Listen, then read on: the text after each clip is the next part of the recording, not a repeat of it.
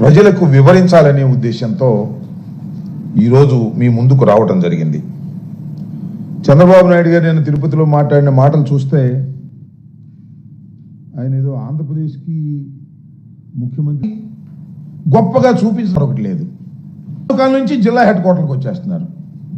జిల్లా head quarter నుంచి దేశ హెడ్ క్వార్టర్, రాష్ట్ర హెడ్ క్వార్టర్లోకి వెళ్ళిపోతారు. ఏంటంటే గ్రామాలన్నీ కూడా నిర్వీర్యమైపోయినటువంటి పరిస్థితులు 14 సంవత్సరాల పాటు చంద్రబాబు నాయుడు గారి పరిపాలనలో జరిగిందనేది ఇక్కడ చాలా స్పష్టంగా మనకు అర్థమవుతున్నటువంటి అంశం.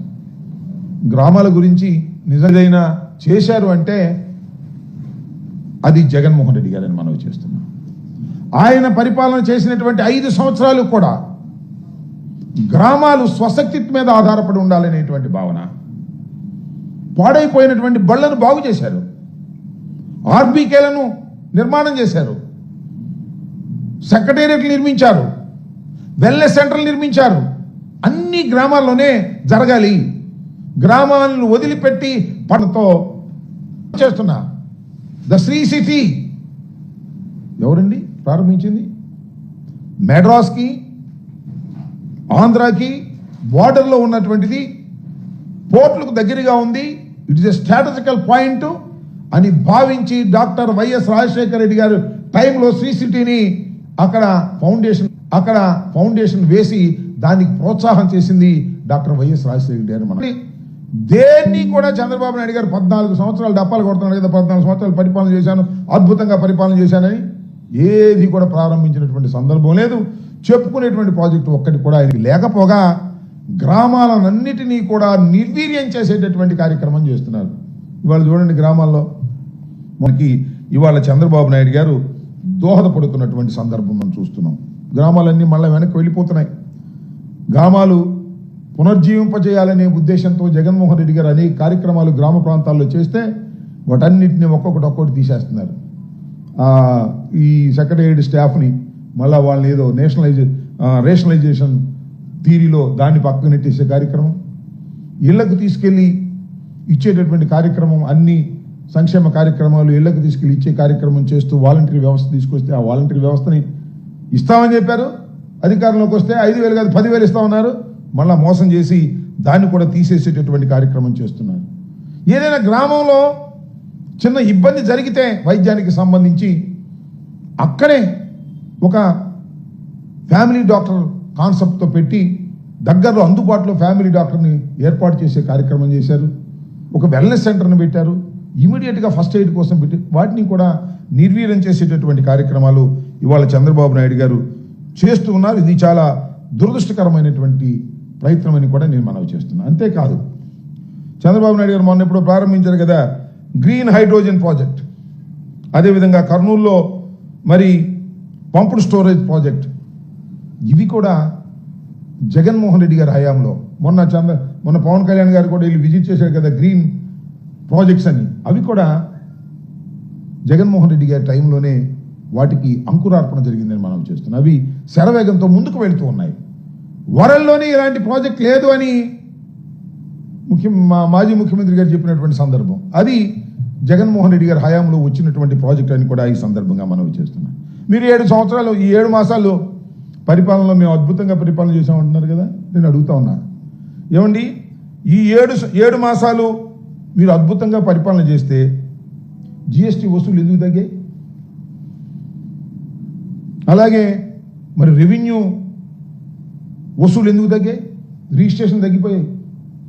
అవి రాలా, సుమారుగా 1000 కోట్ల రూపాయలు అది పోయింది. జిఎస్టీ ఒక 1000 కోట్ల రూపాయలు పోయింది. ఎందుకు వసూలు కాలేదు?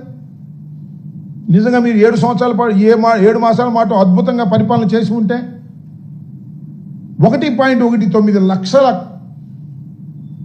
అప్పు ఎందుకు చేశారు? మీరు లక్షల కోట్లు ఎందుకు అప్పు చేశారు? 7 మాసాల్లోనే 1.19 లక్షల కోట్ల రూపాయలు 7 మాసాల్లోనే మీరు ఎందుకు అప్పు చేయాల్సిన పరిస్థితి వచ్చిందంటే తిరోగమనం, ఆర్థికంగా కూడా తిరోగమనం. గ్రామాలు నిర్వీర్యమైపోతున్నాయి, ఆర్థికంగా తిరోగమనంలోకి వెళ్ళిపోతున్నారు. ప్రభుత్వ ఆదాయాలు, రెవెన్యూ ఆదాయాలు తగ్గిపోయాయి. అప్పులు చేసి పప్పుకూడలాగా అప్పులు చేసి బతకాలంటున్నారు. జగన్మోహన్ రెడ్డి గారు ఉన్నప్పుడు అప్పు చేస్తేనేమైంది, శ్రీలంక లాగా తయారైపోతుందని గగ్గోలు పెట్టారు, అద్భుతంగా కథనాలు రాసి వండి వార్చారు పత్రికలన్నీ. ఇవాళ మాత్రం అప్పు తెచ్చుకుంటే ఏం మాట్లాడలా. ఈ విధంగా రాష్ట్ర ఆర్థిక వ్యవస్థ, గ్రామీణ వ్యవస్థ నిర్వీర్యం చేసేటటువంటి పరిస్థితికి ఇవాళ ఈ పరిపాలన సాగుతూ ఉంది. అదేమంటే సంపద సృష్టిస్తా అన్నాడు. సంపద సృష్టి సంగతి దేవుడు ఎరుగు. ఉన్న సంపదనంతా ప్రజల దగ్గర నుంచి లాక్కుపోయేటటువంటి కార్యక్రమం చేస్తున్నారు చంద్రబాబు నాయుడు గారు. అదేమంటే 4Ps అంట. PPPP, public, private, people, partnership అంట. అంటే ఇంక లేదు గవర్నమెంట్, మొత్తం అంతా ప్రైవేట్ వాళ్ళకి అప్పచెప్పటమే, పీపుల్స్కి అప్పచెప్పటమే. పీపుల్ ఎవరు కొత్తగా? పబ్లిక్, పీపుల్ ఏంటో నాకు అర్థం కాల. పబ్లిక్ ఏంటి, పీపుల్ ఏంటి? పీపుల్ అంటే ఆయన సొంత పీపుల్, తెలుగుదేశం పీపుల్. ఏదైనా కాంట్రాక్ట్ వస్తే ఈ పీపుల్ కొంత, ఆ పబ్లిక్ కొంత, ప్రైవేట్ గొప్ప కొంత, పార్ట్నర్షిప్ కొంత అనే పద్ధతుల్లో మొత్తం దోచుకునేటటువంటి కార్యక్రమం. ఈ 5 సంవత్సరాలు, రాబోయే 4.5 సంవత్సరాలు కూడా భయంకరంగా రాష్ట్రాన్ని దోచుకోవడానికి చంద్రబాబు నాయుడు గారు అంతగా మొత్తం ప్లాన్లు వేసుకొని ముందుకు సాగుతున్నటువంటి సందర్భాన్ని కూడా మనవి చేస్తున్నాం. ఈయనట ఉంటే ఆయన ఉన్నాడు ఉప ముఖ్యమంత్రి గారు, ఆయన మరో కామెడీ, అద్భుతమైన కామెడీ చేస్తాడు ఆయన. నాకు అర్థం కాల. ఏదన్నా ప్రమాదం జరిగిందనుకోండి, ఎవడన్నా ప్రమాదం జరిగి చచ్చిపోయాడు, లేదా ఎవడ వెళ్ళి కొట్టాడు, ఏదైనా అఘాయిత్యం జరిగింది, ఏదైనా హత్య జరిగింది, పరిష్కారం ఏంటో తెలుసా? సారీ అంట, లేదా అదేంటి దీక్ష, ప్రాయచిత్త దీక్ష అంట. ఈ 2 చేస్తే సరిపోతుంది, చట్టం లేదు, ఏమీ లేదు. మొన్న 6 చచ్చిపోతే మొత్తం క్షమాపణ చెప్పను అంతే. ఈయన కూడా వెళ్ళి క్షమాపణ చెప్పాడు. నేనే క్షమాపణ చెప్పంగా లేంది మీరు చెప్పడానికి ఏమిటి అంటాడు. శిక్షించండి స్వామి. ఎవరైతే తప్పిదానికి పాల్పడ్డారో వారిని చట్ట ప్రకారంగా శిక్షించాల్సింది పోయి సారీ చెప్పండి అయిపోద్ది అన్నారు, లేదా ప్రాయచిత్త దీక్ష చేయండి అయిపోతుంది అనేటువంటి పద్ధతుల్లో మంచి కామెడీగా గురువు గారు మన పవన్ కళ్యాణ్ గారు ఈ రకంగా చేస్తున్నారు. ఏం చేయాలో నాకు అర్థం కాదు. ఆ సారీ కూడా మామూలుగా చెప్పారా? నేను చెప్పను అన్నాడు. నేను పవన్ కళ్యాణ్ చెప్తే నేను సారీ చెప్పడం ఏంటి, ఎవరో 100 మంది చెప్పమంటారు, నేను చెబుతా అన్నాడు. ఎవరు తెలుసా? బిఆర్ నాయుడు గారు, TV5 chairman, TD board chairman. తప్పెవరిదయ్యా? డిఎస్పీదంట, లేదా గోశాల డైరెక్టర్దంట. ఉరిమి దుంపలేగా ఏమన్నా గోవు ఏమైనా చచ్చిపోయిందా? గోశాల డైరెక్టర్ అయితే అక్కడ డ్యూటీ వేశారు, గోశాల డైరెక్టర్ని, ఆ డిఎస్పీని అక్కడ వేశారు. వీళ్ళిద్దరిని సస్పెండ్ చేసి అయిపోయింది అంటున్నారు. అసలు ఏమి నిర్ణయం తీసుకుంది ఎవరు? నిర్ణయం తీసుకుంది పాలక మండలి కాదా, చైర్మన్ కాదా, ఈవో కాదా? వాళ్ళు మాత్రం సురక్షితం. ఎందుకంటే వాళ్ళు మా బాబు గారు మనుషులు. ఆ వెంకన్న చౌదరి గారు ఉన్నాడు, ఆయన మా బాబు గారు మనిషి. మా బిఆర్ నాయుడు గారు మా బాబు గారు మనిషి. అందువల్ల వాళ్ళ మీద ఏం యాక్షన్ ఉండదు. ఊనే తూతూ మంత్రం చేసేసి, తుమ్మకాయ మంత్రం చేసేస్తున్నారు. చివరికి గద్దిస్తే కాకినాడ వచ్చి చెప్పాడు పవన్ కళ్యాణ్ గారు, నేనే సారీ చెప్పంగాలేంది మీరెందుకు చెప్పరు అని గద్దిస్తే చంద్రబాబు నాయుడు గారికి మళ్ళా భయం వేసినట్టుంది. ఎందుకంటే పవన్ కళ్యాణ్ గారు కాపులు లేకపోతే మళ్ళీ మేమేమైపోతామని భయం వేసి మళ్ళీ ఫోన్ చేసి చెప్పాడు, నాయుడు, బిఆర్ నాయుడు, నా మాట ఇష్టం ఉన్నా లేకపోయినా చెప్పు, పవన్ కళ్యాణ్ గొడవ చేస్తాను చెప్పు అంటే అప్పుడు చెప్పాడు, ఏదో చెప్పనట్టుగా. ఈ రకంగా ఆ కార్యక్రమం జరుగుతూ ఉంది. నేను డిప్యూటీ సీఎం గారిని ఒకటి అడుగుతా ఉన్నా, మొన్న ఏదో చెప్తున్నాను నిన్న అనుకుంటా. సిమెంట్ రోడ్లు వేస్తారంట ఊళ్ళల్లో బ్రహ్మాండంగా, గ్రామాల్లో. నేను చెప్తున్నా, వైఎస్ఆర్ కాంగ్రెస్ పార్టీ అధికారంలో ఉన్నప్పుడు గ్రామాల్లో సిమెంట్ రోడ్డులు వేసింది మేము, గ్రామాల్లో పర్మనెంట్ ఆస్తుల్ని సృష్టించింది మేము గ్రామాల్లో ఖర్చు పెట్టినట్టుగా మీరు రాబోయే 5 సంవత్సరాలు ఖర్చు పెట్టలేరు. చంద్రబాబు నాయుడు గారు 14 నుంచి 19 వరకు అధికారంలో ఉన్నప్పుడు ఖర్చు పెట్టింది కూడా ఖర్చు పెట్టలేరు. ఉమ్మడి రాష్ట్రంలో నేను సవాల్ చేస్తున్నా, ఉమ్మడి రాష్ట్రంలో కూడా గ్రామాల్లో ఇంత స్థాయిలో ఖర్చు పెట్టినటువంటి డబ్బుల్ని వైఎస్ఆర్ కాంగ్రెస్ పార్టీ అధికారంలో ఉన్నప్పుడు జగన్మోహన్ రెడ్డి గారు ఖర్చు పెట్టాడు.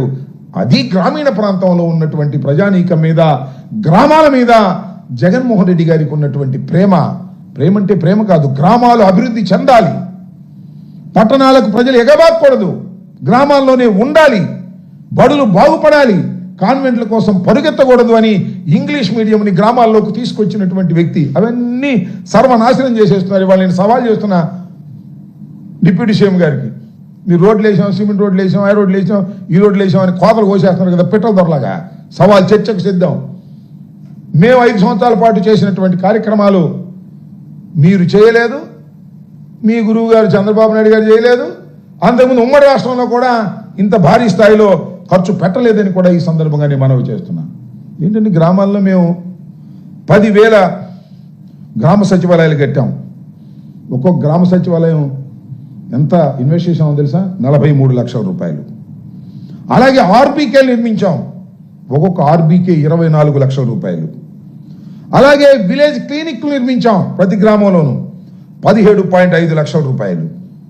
నాడు నేడు పేరుతో పాడుబడినటువంటి స్కూళ్లను, పాడుబడినటువంటి బళ్లను చంద్రబాబు నాయుడు గారి హయాంలో ప్రైవేట్ రంగంలో ఉన్నటువంటి కాన్వెంట్లను ప్రోత్సహించి గ్రామాల్లో ఉన్నటువంటి ప్రభుత్వ పాఠశాలలను సర్వనాశనం చేస్తే వాటికి కొత్త రూపుదిద్దాం. మళ్ళీ అక్కడ టీచర్లను పోస్ట్ చేశాం. టీచర్లను పోస్ట్ చేసి గ్రామాల్లోనే చదువుకోండి పేద విద్యార్థులు సహితం అని చెప్పినటువంటి సందర్భాలు. అలాగే వైద్యానికి సంబంధించి గ్రామంలోనే ఉండాలని, అలాగే ఏరియా ఆసుపత్రుల్లో ఒక్క పోస్ట్ కూడా ఖాళీ ఉండడానికి వీల్లేదు, వైద్యుడు అన్ని ఫిలప్ చేయండి అని చెప్పి ఫిలప్ చేయించినటువంటి ఘనత వైఎస్ఆర్ కాంగ్రెస్ పార్టీకి దక్కుతుందని మనం చేస్తున్నాం. ఈ విధంగా గ్రామాల మీద శ్రద్ధతో గ్రామ స్వరాజ్యం కావాలని భావించి గ్రామాల్లో ఉన్నటువంటి ప్రజానీకం పట్టణాలకు ఏదో వెళ్తే వెళ్ళాలి కానీ అవసరాల కోసం తన పనుల కోసం పట్టణాలకు ఎగబడాల్సిన అవసరం లేదని భావించాం. మీరు చెప్పారు ఈ సిమెంట్ రోడ్లు, ఆ రోడ్లు, ఈ రోడ్లు అని, ఇవన్నీ కూడా పనికి ఆహార పథకం ఉపాధి హామీ కింద చేసినటువంటివే. ఇవన్నీ దానిలో మీరు డబ్బులు కొట్టేసే కార్యక్రమం చేస్తారు. మేమేమో కన్స్ట్రక్టివ్ కార్యక్రమాలు చేశామని ఈ సందర్భంగా చెప్పదలుచుకున్నాను. అటు చంద్రబాబు నాయుడు గారి కోతలు, ఇటు డిప్యూటీ సీఎం గారి కోతలు చూస్తుంటే సంక్రాంతికి పెట్రోల్ ధరలు వచ్చినట్టుగా ఉంది. చాలా దురదృష్టకరంగా వీళ్ళు చేస్తున్నారు. ఈ 7 మాసాల్లో రాష్ట్రం అధోగతి పాలయ్యింది, ఆదాయాలు పడిపోయాయి, గ్రామీణ ప్రాంతాలు నిర్వీర్యమైపోతున్నాయి. 7 మాసాలకి ఇట్టా ఉంటే దాన్ని ఉంపదగ ఇంకా ఎంత 4 మాసాల ఎన్నిళ్ళు 5 నెలలు పరిపాలన చేయాలి. మరి మధ్యలో ఈ గిమిలి రాకపోతే ఎంత సర్వనాశనం చేయాలో అంత సర్వనాశనం చేయడానికి మీరు అన్ని కార్యక్రమాలు చేస్తున్నారు. కానీ పొద్దున్నే ఈనాడు ఆంధ్రజ్యోతి చూస్తే మాత్రం అద్భుతం, అమోఘం, పరిగెత్తుంది, దూకేస్తుంది, అభివృద్ధి చెందేస్తుంది. ఫ్రంట్ పేజీలో అయినా కనపడుతుంది, అన్నీ ఒకటిదే. పైన పఠారం, లోన లొఠారం లాగా పేపర్లో మాత్రం పఠారం, కింద గ్రౌండ్లో చూస్తే అంత లొఠారం. ఈ రకంగా ఊరినే ప్రచార ఆర్భాటాలతో మీరు ప్రభుత్వాన్ని నడుపుకునేటటువంటి పరిస్థితికి మీరు వస్తున్నారు. ఇది ఇంకో మాట కూడా గుర్తొస్తుంది నాకు, ఆ లోకేష్ గారు చెప్తున్నాడు అనుకుంటా, ఇండస్ట్రియలిస్టులు అంట మళ్ళా జగన్మోహన్ రెడ్డి గారు రావాలని గ్యారంటీ ఇస్తారా? అయితే వస్తామంటున్నారంట. అంటే వాళ్ళకి అనుమానం వచ్చేసిందనమాట, మళ్ళీ కూటమి అధికారంలోకి రాదు అని వాళ్ళకి అనుమానం వచ్చేసినట్టేగా. ఇంకొన అనుమానమా? గ్యారంటీ ఇవ్వాలంటే వీళ్ళకి లేదు దిక్కు గ్యారంటీ. మళ్ళా జగన్మోహన్ రెడ్డి గారు వచ్చేస్తున్నారు అనేటువంటి భావన ఇండస్ట్రియలిస్టులో కలిగింది. ఇది వాస్తవం. జగన్మోహన్ రెడ్డి గారు ఉంటే ఇండస్ట్రియలిస్ట్ రారు. మరి గ్రీన్ ఎందుకు వచ్చింది? గ్రీన్కో సంబంధించింది బ్రహ్మాండమైన వరల్డ్ ఫేమస్ ప్రాజెక్ట్ వచ్చిందని చెప్పేసి మనం చూశాం కదా నిన్న. మన పవన్ కళ్యాణ్ గారి అద్భుతం, అమోఘం, ఇది వరల్డ్లోనే నెంబర్ 1 ప్రాజెక్ట్ అని చెప్పారు కదా. మరి వాళ్ళు ఎందుకు వచ్చారు?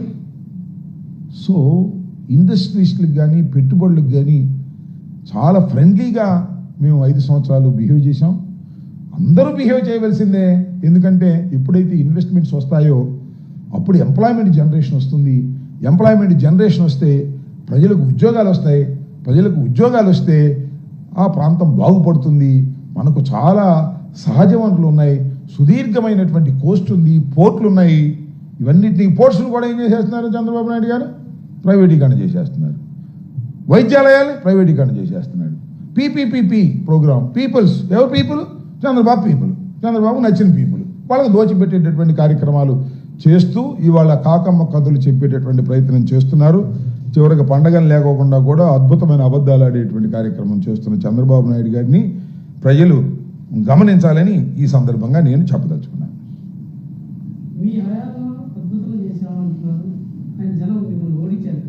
అందుకనే బాధపడుతున్నారుగా. అద్భుతంగా ఇప్పుడు ఎలా ఉంటుందంటే మరింత అద్భుతంగా చేస్తాడు అనుకున్నారు చంద్రబాబు నాయుడు గారు. ఆ చంద్రబాబు నాయుడు గారు మీరు యూట్యూబ్లో కూడా చూడండి, ఎట్లా ఉంటాయో కోతలు, అద్భుతమైన కోతలు. అసలు ఏం కోతలండి నాకు అర్థం కాల.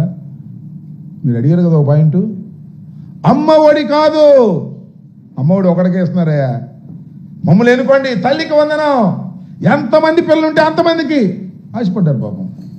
ఏం చేస్తాం మరి, ఆశపడలేదా? అదేదో ఇంకోటి 18,000 అన్నారు, ఇచ్చాడా? రైతు భరోసా దానికన్నా ఎక్కువ 20,000 అన్నాడు, ఇచ్చాడా? ఒకటి కాకపోతే ఒకటి ఇచ్చాడా? కానీ మరీ అబద్ధం ఆడటం బాగోదు కానీ ఒకటి ఇచ్చాడు. ఏది? 4,000. ఆ 4,000 ఇచ్చి ఇప్పుడు కత్తిర మొదలు ఇట్లా కత్తిర. వృద్ధులు, వితంతువులు, వికలాంగులు ఎంతమంది ఉన్నారు లెక్క తీయండి, కోసేయండి అంటున్నాడు అంతే. అంటే బడ్జెట్ మాత్రం పెరగకూడదు, వాళ్ళకి మాత్రం 1,000 ఇచ్చాడు. ఇది చెప్పుకుంటూ ఉంటాడు ఎవరు, మన లోకేష్ కూడా మొన్న ఏమంటే ఇచ్చావా, 1,000 పెంచావా లేదా అంటున్నాడు.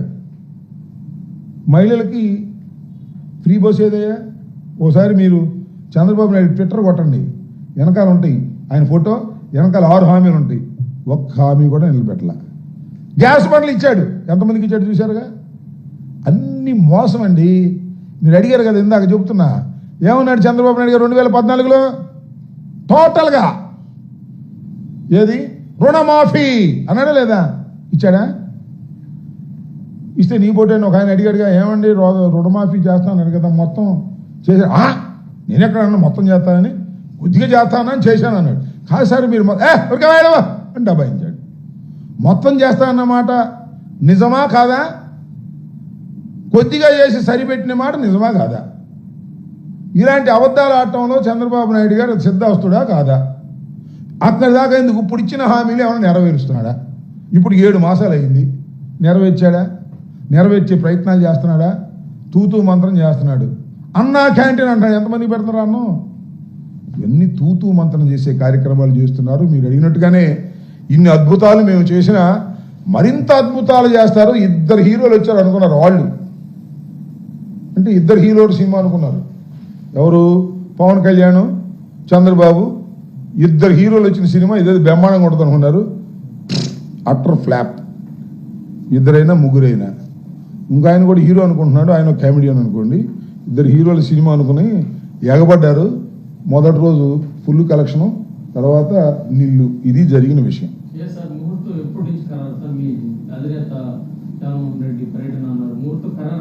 ఇంకా ముహూర్తం ఖరారు కాల. జగన్మోహన్ రెడ్డి గారు బయటే ఉన్నారు ఇప్పుడు, బయటికి వస్తారు. ప్రతి పార్లమెంటు నియోజకవర్గము తిరుగుతారు. ఒక్కొక్క పార్లమెంటు నియోజకవర్గంలో ఎన్ని రోజులు ఉండాలి, ఎన్నెన్ని నియోజకవర్గాలు ఒక రోజులో కలుసుకోవాలి అనే దాని మీద పూర్తి కసరత్తు జరుగుతూ ఉన్నది. సాధ్యమైనంత త్వరలోనే జగన్మోహన్ రెడ్డి గారు రాష్ట్ర వ్యాపితంగా పర్యటన చేస్తారు, కార్యకర్తల్ని ప్రజల్ని కలుసుకుంటారు. ఎప్పుడనేది ఇంకా ఖరారు కాలేదు. సాధ్యమైన త్వరలోనే ప్రకటించడం జరుగుతుంది. చూడండి అబ్బా, జగన్మోహన్ రెడ్డి గారు వచ్చిందో అది ఎలా ఉంటుందో, మధ్య జనం ఎలా వస్తారో. ఎందుకంటే చేశాం, తప్పు చేశాం అని పశ్చాత్తాపడుతున్నారు ప్రజలు. ఆ పశ్చాత్తాపడుతున్న ప్రజలు జగన్మోహన్ రెడ్డి గారి దగ్గరికి వచ్చి దండం పెట్టి పొరపాటు అయిందయా నిన్ను ఎన్నుకోకపోవటం అని వాళ్ళు బాధపడే దృశ్యాలను చూస్తే మీకే అర్థమైంది. దుర్మార్గమైన ప్రభుత్వం ఇవాళ ఈ రాష్ట్రంలో చేస్తున్నది. అన్ని అబద్ధాలు, అన్యాయాలు, అక్రమాలు. నేను చెప్తానయ్యా, ఇన్ని సంవత్సరాలను చూస్తున్నాం కదా. ఏమండి, తిరుపతి గురించి ఇంత అప్రతిష్ట పాలు ఎప్పుడైనా తిరుపతి అయిందంటే, లడ్డు కల్తీనా? కలిసిందో లేదో తెలియదు లడ్డూకి. కలిసిందో లేదో ఇంతవరకు తెలియని లడ్డూకి బాధ్యుడు జగన్మోహన్ రెడ్డి. 4 చచ్చిపోయారు, నిజమా కాదు? 6 చచ్చిపోయలేదా? ఇది నిజమేగా? కల్తీ నిజమో కాదో ఎంక్వైరీలో ఉంది. దీనికి మాత్రం ఇద్దరు కారణం అంట. ముఖ్యమంత్రికి ఏమి సంబంధం లేదంట, చైర్మన్కి ఏమి సంబంధం లేదంట, బోర్డుకి ఏమి సంబంధం లేదంట, ఎండోమెంట్ మినిస్టర్కి సంబంధం లేదంట. కానీ లడ్డీలో కలవని కల్తీకి జగన్మోహన్ రెడ్డి బాధ్యుడంట. 4 చచ్చిపోతే ఎవరు బాధ్యులు కాదంట. ఆ డిఎస్పీ ఒకడును, ఆయన పేరేంటి పాపం, ఆ గోవులు దగ్గర ఎవరో ఉంటాడంట డైరెక్టర్, కాపలా కాసి ఆయన వాళ్ళిద్దరు బాధ్యులు అంట. ఈయన ఇంతకన్నా అన్యాయం ఉందండి? భగవంతుడు ఊరుకుంటాడా? వీళ్ళని తీక్షణంగా చూసి మలమల మార్చేస్తాడు. ఇంత ఘోరమా? తిరుమల తిరుపతి దేవస్థానం అనేది ఎంత ప్రసిద్ధి చెందినటువంటిది, ప్రపంచ ప్రసిద్ధి చెందినటువంటి ఈ దేవాలయంలో ఇంతగా కాంట్రవర్సీ చేసింది నారా చంద్రబాబు నాయుడు గారు. రాజకీయం చేసి రాజకీయంతో జగన్మోహన్ రెడ్డిని దెబ్బతీయాలని దేవుణ్ణి అడ్డం పెట్టుకున్న దుర్మార్గుడు, రాక్షసుడు నారా చంద్రబాబు నాయుడు గారు. అనుభవిస్తాడంతే.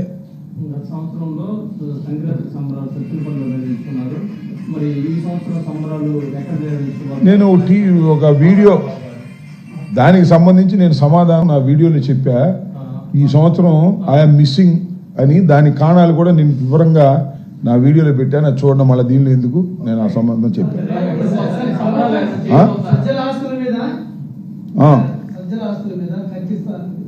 ఎవరు ఆస్తులు?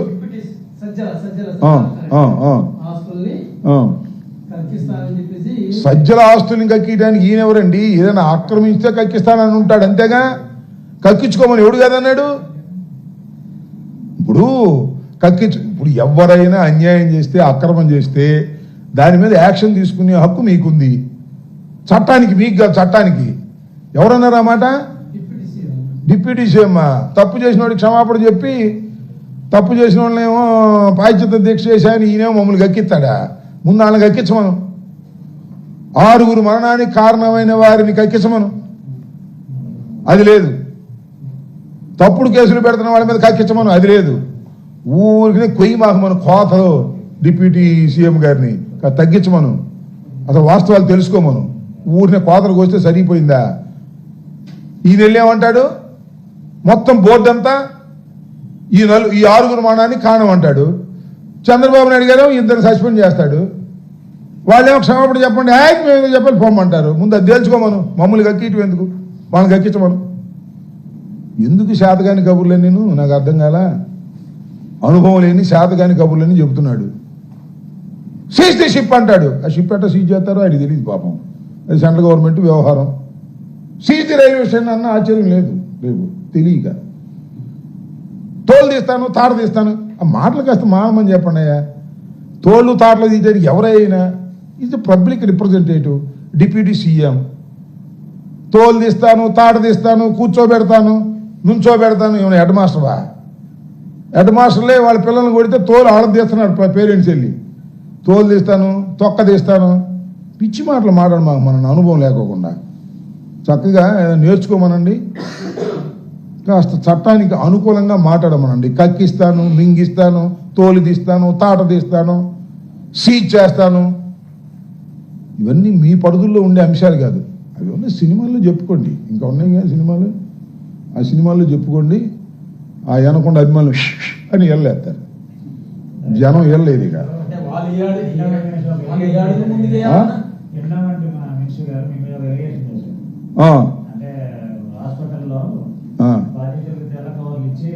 బాగా అడిగారు శర్మ గారు. బాధితులు జగన్మోహన్ రెడ్డి గారు వెళ్లే ముందు మా వాళ్ళు ఎవరో వెళ్ళి బాధితులకి కవర్లు ఇచ్చారంట. ఆ కవర్లు ఇచ్చిన తర్వాత అంట చంద్రబాబు నాయుడు గారిని, ప్రభుత్వాన్ని తిడుతున్నారంట. అంతకుముందు తిట్టలేదా? ఆయన ఎవరు? ఆ ఎండోమెంట్స్ మినిస్టర్ గారు. కాంగ్రెస్లో ఉన్నాడు, తెలుగుదేశంలో ఉన్నాడు, మాకు కూడా బాగా తెలుసు. ఏమండి రామనారాయణ గారు, అసలు చంద్రబాబు నాయుడు వెళ్ళక ముందు ఆ రాత్రి జరగంగానే మైక్ ముందుకు వచ్చి ఎంతమంది ఇచ్చారు ప్రభుత్వాన్ని? వాళ్ళకి ఎవరు డబ్బులు ఇచ్చారండి? మీ ఈఓ ఇచ్చాడా? మీ చైర్మన్ ఇచ్చాడా? ఎవరు ఇచ్చారు వాళ్ళు డబ్బులు? It's natural action. మేము డబ్బులు ఇచ్చి తిట్టాల్సిన అవసరం ఉంది? డబ్బులు ఇచ్చి తిట్టకుండా ఆపుకోవాల్సిన కర్మ మీది. ఇవాళ రాష్ట్రం అంతా కూడా చంద్రబాబు నాయుడు గారిని, పవన్ కళ్యాణ్ గారిని, ఎండోమెంట్స్ మినిస్టర్ గారిని, టీటీడీ బోర్డుని ఇష్టం వచ్చినట్టుగా విమర్శిస్తున్నారు, దూషిస్తున్నారు. దీనికి డబ్బులు ఇవ్వాల్సిన అవసరమే లేదు. ఒకరు ప్రాణాలు పోయినాయి స్వామి, అందుకని వాళ్ళు కోపంతో మాట్లాడుతున్నారు. ఇంకో ఆయన అన్నాడు, మాకు బాగా తెలిసిన ఆయన, మాకు కూడా ఆయన ఎమ్మెల్యే గారు, దేవుడి సన్నిధిలో పోవటం మంచిదంట. పోండి అందరూ దేవుడి సన్నిధికి వెళ్ళి దేవుడి సన్నిధిలో పోవటం మంచిదేనంటండి. మంచి బ్రహ్మాండమైన మాట చెప్పాడు. ఈ 6 మంచిదేనంట దేవుడి సన్నిధిలో పోవటం. అంటే ఇక అందరూ వైకుంఠ ఏకాదశికి వైకుంఠ ద్వారానికి వెళ్తామంటే లేదండి వైకుంఠానికి వెళ్ళమంటున్నాడు ఆయన. ఏం చెప్పాలి ఇంక మేము? ఏందబ్బా మీ అడ్మినిస్ట్రేషన్ ఏంటి, మీ కూటమి ప్రభుత్వ లక్షణాలేంటి, మీరు మాట్లాడే మాటలేంటి, మీరు చేసే పనులేంటి, ఎంత దుర్మార్గంగా ఉన్నారాయా బాబు. ఈ దుర్మార్గాన్ని ప్రజలు చూస్తూ ఉంటారు, తప్పదు కదా. ఇంకా 4 సంవత్సరాలు మరి వేచి చూడాల్సిందే. కుళ్ళుతా ఉందో పక్కన నుంచి.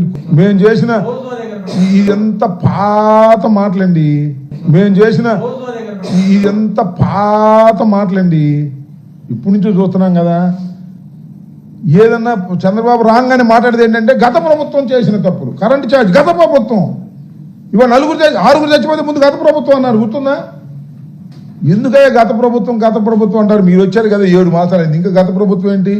ఆ డిప్యూటీ సీఎం గారు చెప్పాడు కదా హనీమూన్ కూడా అయిపోయిందని. హనీమూన్ అయిపోయి ఇంకో ఒక నెల కూడా కలిసింది. ఇంకా గత ప్రభుత్వం మేము చేసింది 5 సంవత్సరాలు, మీరు చేసింది 14 సంవత్సరాలు. ఏంటి గత ప్రభుత్వం? నాకు అర్థం కాల. పద్యానికి గత ప్రభుత్వమేనా? 6 నెలలు దాటిన తర్వాత కూడా మేము అప్పులు చేసాం. నేను ఒక మాట అడుగుతానండి, జగన్మోహన్ రెడ్డి విపరీతంగా అప్పులు చేస్తున్నాడు, సంక్షేమ కార్యక్రమాలు ఇచ్చేస్తున్నాడు, ఇది శ్రీలంకలాగా తయారైపోతుంది. మరి నువ్వు చేయవే, నువ్వెందుకు చేస్తున్నావు అప్పులు? ఇప్పుడు శ్రీలంకలాగా తయారు కదా.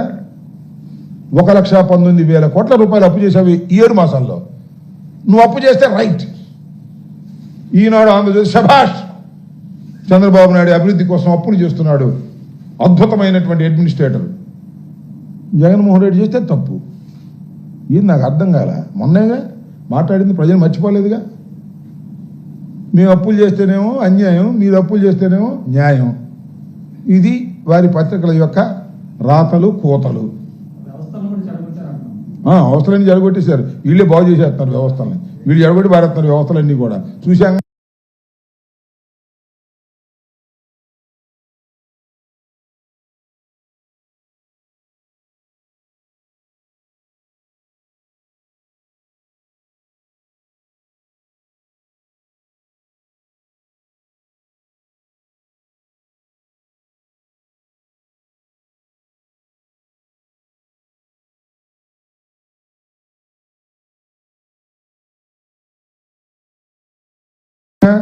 ప్రాయచిత వ్యవస్థ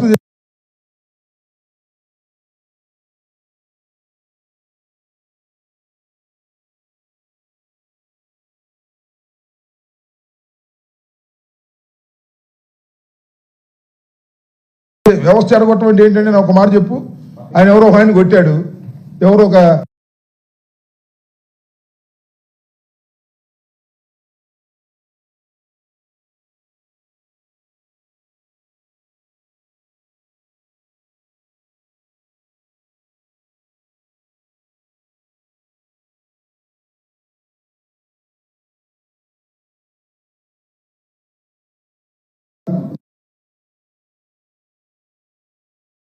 ఎస్సీ డాక్టర్ని కొడితే ఏంటి?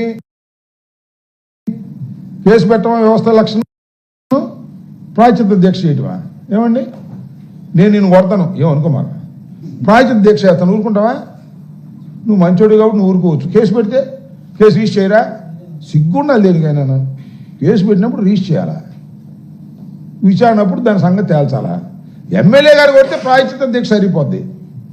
ఇంకెవరన్నా మా పార్టీ వాళ్ళు కొడితే మాత్రం కాలర్ పట్టుకుని తీసుకెళ్ళిపోతారు. మనం తీసుకెళ్ళి ప్లేటర్ గారిని కాలర్ పట్టుకుని ఏదో తగాదైందని తీసుకెళ్ళిపోతారు. మాకు ప్రాయచిత్త దీక్ష ఇవ్వమని ఇచ్చే అవకాశం ఇవ్వమని మేము కూడా చేస్తాం. మరి చట్టాన్ని మార్చమనండి. ఎవరైనా ఏదైనా అఫెన్స్ చేస్తే పోలీస్ స్టేషన్కి వెళ్ళాల్సిన అవసరం లేదు, ప్రాయచిత్త దీక్ష చేస్తే సరిపోతుందని చెప్పమనండి. డిప్యూటీ సీఎం గారిని ఏదైనా పాస్ చేయమనండి, ఏదైనా ఒకటి, ఓ జీవోనో లేకపోతే ఇంకోటి. పాస్ చేసేస్తాడు కూడా. ఆయనకేమో ఐపీసీ సీఎంటీ అని ఆయన గుర్తుండదు, మనమే చేసేద్దాం అనుకుంటాడు. సీజ్ ది షిప్ లాగా ఏమో మాకేం అభ్యంతరం లేదు. ఓకే.